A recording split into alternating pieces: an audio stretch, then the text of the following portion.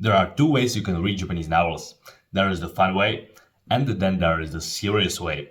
If you learn how to utilize both of these, you'll become a master of reading novels in Japanese. What is the fun way? The fun way is just you going, opening the novel on computer or a book, and you read for fun, like it's a movie or English book. If you see a word that you don't understand, you just move on and read. It doesn't matter how much you understand, you just read for fun, for the story. Serious way, on the other hand, is when you open the novel and when you see a word that you don't understand, you search it on Translator or jisho.org, a site that translates Japanese phrases or kanji, and you learn it.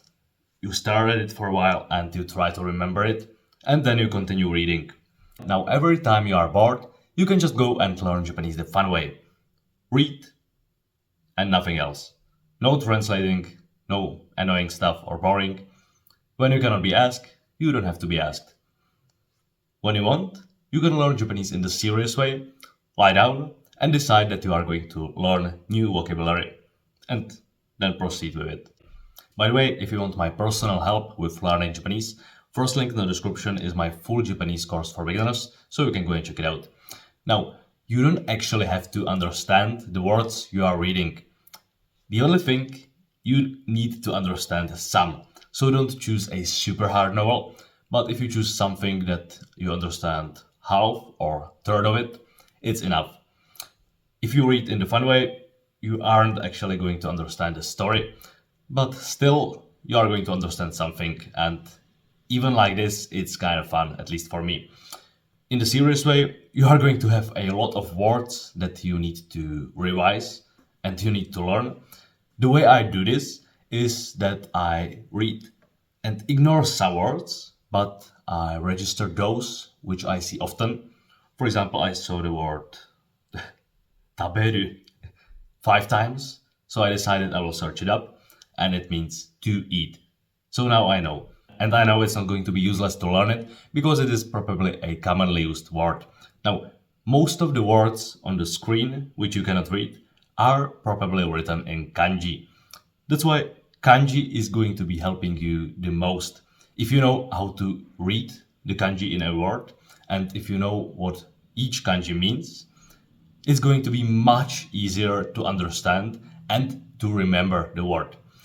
That means that if you learn kanji, you are going to be able to read novels even without knowing what the words mean. I literally sometimes just see a word that I haven't ever seen before in a novel, and I see, oh, it's this kanji, it's read like this, and it means this. Then, just to make sure, I search it in a translator, and yeah, I was right. This Japanese practice is one of the best ways you can learn vocabulary. Learning vocabulary on its own is kind of boring. You'll see the words and revise the words again and again with no context, no sentences, and no way you could like them. For example, I was learning this Industrial Revolution in kanji. Boring as fuck.